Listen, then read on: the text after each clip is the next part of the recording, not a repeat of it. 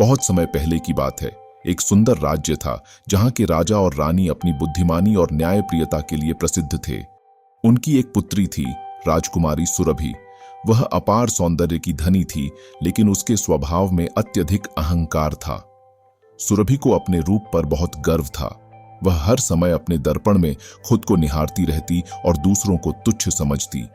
महल के सेवक और प्रजा के लोग उसके घमंड से परेशान रहते, लेकिन राजा रानी सोचते थे कि समय के साथ वह बदल जाएगी। एक दिन राजा ने घोषणा की कि वह अपनी पुत्री के लिए योग्य वर की तलाश कर रहे हैं। कई राजा और राजकुमार प्रस्ताव लेकर आए, लेकिन सुरभि सभी को अपमानित कर लौटा देती। कोई अधिक लंबा होता तो वह हंसती, कोई थोड़ा सांवला होता तो उसे तुच्छ समझती। एक दिन एक वृद्ध साधु महल में आए। उन्होंने राजा से कहा, राजन, आपकी पुत्री को अपने अहंकार का त्याग करना होगा, नहीं तो वह अपने सौंदर्य और ऐश्वर्य को खो देगी। राजकुमारी सुरभि ने यह सुनकर हंसते हुए कहा, मुझे कोई हरा नहीं सकता। मैं सबसे सुंदर हूं और हमेशा ऐसी ही रहूंगी। साधु मुस्कुराए और बोले, समय हर किसी को बदलता है पुत्री, तुम्हारा अहंकार तुम्हें नीचे गिरा सकता है। यह कहकर वे चले गए। कुछ महीनों बाद एक अजीब घटना घटी। सुरभि की सुंदरता धीरे धीरे फीकी पड़ने लगी।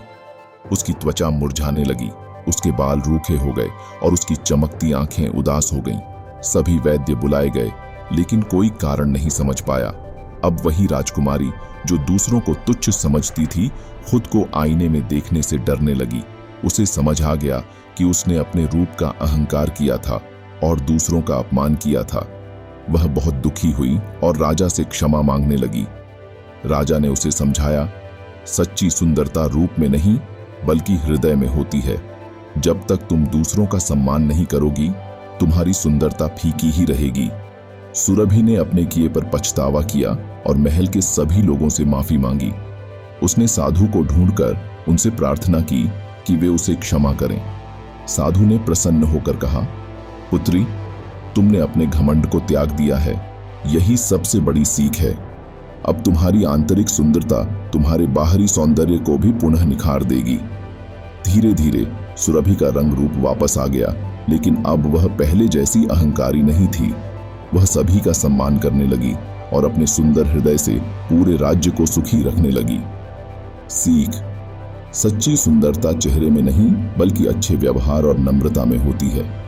अहंकार किसी को भी नीचे गिरा सकता है, लेकिन विनम्रता व्यक्ति को सदा ऊंचाई पर बनाए रखती है।